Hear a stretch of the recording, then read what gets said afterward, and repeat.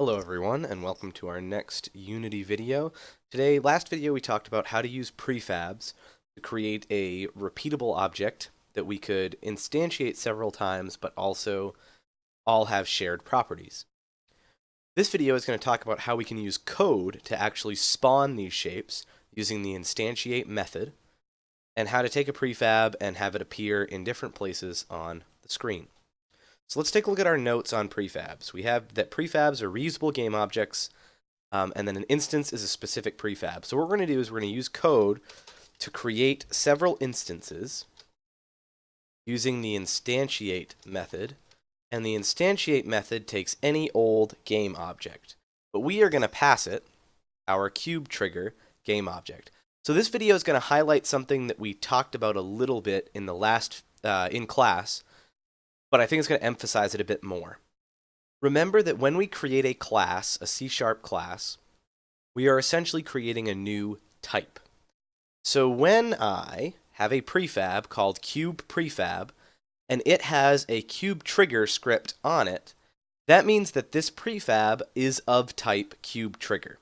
It's also a game object, it's also what's called a mono behavior, but cube trigger specifically is its type in Unity.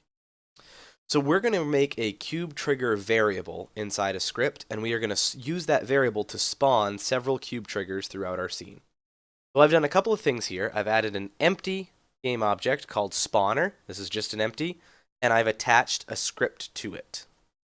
So if we take a look at that script, right now it's very blank. But we need to do a couple of things. The first thing we need to do is make a variable that is hooked up to our prefab, so that we can pass that variable to the instantiate method. So up top here, I'm going to make a public cube trigger variable, and I'm going to call it cube. And we're not going to do anything with that guy right now. We could, in the start method, use our old friend cube equals game object dot find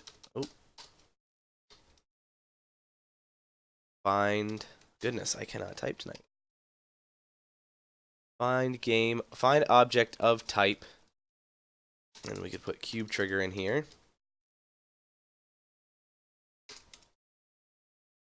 And that would be one way of getting our cube trigger. The problem is right now our cube trigger doesn't actually exist in the scene.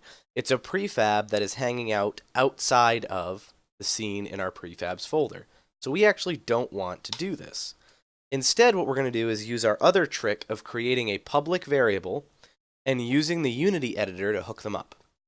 So I'm going to go into the Unity editor, I'm going to select my spawner, and because the cube trigger is public, notice that the cube variable shows up in my script component.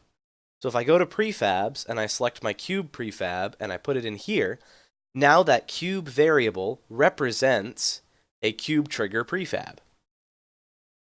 Remember that this is only of type cube trigger because the prefab has a cube trigger script attached. If this script were named something else, then the type of my cube would be different, and the type of my variable would need to be different. So let's do some things with this. The first thing we want to do, simply enough, is instantiate, so I'm calling the instantiate method, is instantiate a cube. That's all. So when I run the scene, a cube should show up. Now right now this is going to use a set of default coordinates because I have not used a different version of the method, which we're going to talk about in just a second. So when I run my game, I see the cube appears in my scene. So during the start method, that cube is getting spawned and then never getting spawned again. Now what would happen when I touch this cube, because of the game that we had previously, it disappears. So what if I want this cube to appear every 2 seconds? Obviously, I don't want to put instantiate cube in the update method, because every frame, 60 cubes per second are going to get put into our scene, and our game is going to lag very, very fast. So what I'm going to do is I'm going to make a private variable, an integer variable called counter. And in my start method, I'm going to set counter to 0. At the beginning of our program, we instantiate a cube, and we set the counter to 0. And now I want it to spawn every 2 seconds. So if we think about 60 frames, so first thing I'm going to do is I'm going to do counter plus plus. So every time the update happens, the counter increases. And remember, counter is an instance variable here. It's available in the entire class. So at the beginning, during start, it gets set to 0. And then when update is called, counter gets increased. So I'm going to say counter plus plus, and then I'm going to say if counter equals 120. And I'm using 120 because there's 60 frames per second, and I want this to happen every 2 seconds. So when counter gets to 120, that means 2 seconds have passed. So counter equals 120. I want to instantiate another cube. And remember, the cube variable refers to our prefab. So each time I call this instantiate method, I'm telling it to go look at the prefab object and spawn a new version of that object. So I instantiate the cube, and I also reset counter to 0. I'm resetting counter to 0 because I want it to keep happening, right? So if we get to 120, we instantiate the object, counter goes back to 0. The next time we go through update, counter increases over and over and over again until we get to 120, and when we instantiate another cube, and then reset to 0. So let's see how our code works. There's our cube. I'm not going to get to it in time, so there's another cube. Hit them, they disappear. Oh, I had another one. It disappeared. There's another one. Another. And it's just going to keep doing that over and over and over again every 2 seconds in my game. But this isn't really that interesting because it's always spawning in the same place. Now, I could spawn it and then move it, but that's going to look weird on the screen. So let's take a look at another version of instantiate. Instantiate can take either a game object, or it can take a game object, a vector 3, and what's called a quaternion. And basically what this represents, and this lesson is not about quaternions, so we're not going to be spending a lot of time with those, but what I'm saying is I want to spawn this object at this location, and quaternion represents a degree of rotation. So spawn a cube at a certain location and at a certain rotation.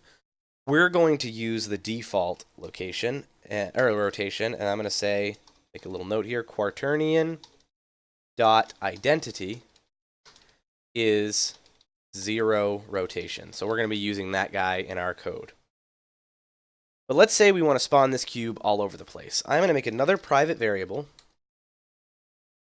and I'm going to make this a vector 3 variable, and I'm going to call it location. And in my start method, I'm going to set location equal to a new vector 3, and that vector 3 is going to, let's see here. We're going to start at 0, 0, 0. Because why not? And each time, we are going to move the vector 3 upward. So let's go down here, and we're going to instantiate our cube at location, which is a vector 3. And then I'm going to use quaternion. Oh, it's quaternion. I've been spelling it wrong. Let's go back to my notes. Quaternion. There we go. Quaternion dot identity, which is apparently lowercase. But it's always good to go back and update your notes. Quaternion dot identity. So that means 0 rotation. We instantiate it there. And then after we do that, I'm going to say location equals location plus transform dot up. So each time we spawn a cube, we should spawn the next cube a little bit higher. Let's see how that goes.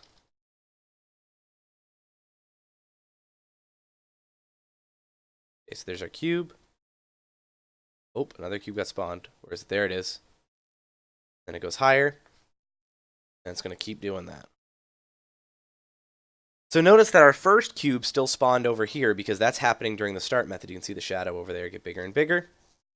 But our following cubes got spawned at the location provided by vector3, so started at 0, 0, 0. And then remember that transform.up is just a quick way of saying new vector 3, 0, 1.0, or we'll just say 1, 0. That's the same thing as transform.up. It basically increases the y value by 1 and leaves x and z the same. So we could also do this if we wanted to. Location plus a new vector that raises y in the raises in the y direction 1 unit. So those are our two versions of instantiate. Remember, if we wanted to, we could always destroy previous game objects by using the destroy method. So we can find ways to spawn prefabs and then destroy them as well. And in class, you guys are going to be building upon this, where we have cubes with specific locations that we want to spawn them at. And I think that concludes our lesson about instantiation through code using prefabs. Thanks for watching.